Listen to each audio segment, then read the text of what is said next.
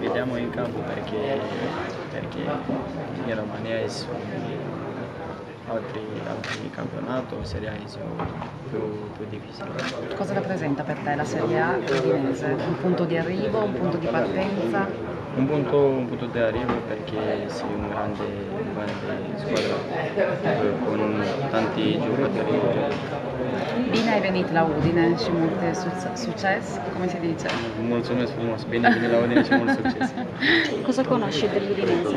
Sì, lo conosco dei giocatori, conosco il logo di calcio, sono una grande squadra. C'è un giocatore in particolare che ti piace? Normale, di Natale sono altri giocatori.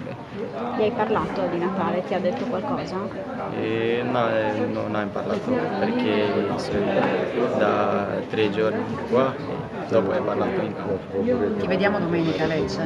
Non lo so, parla con mister Guidolini perché... Ma tu pensi di sì? C'è una io buona voglio percentuale? giocare, questo è importante, il mister lo fa.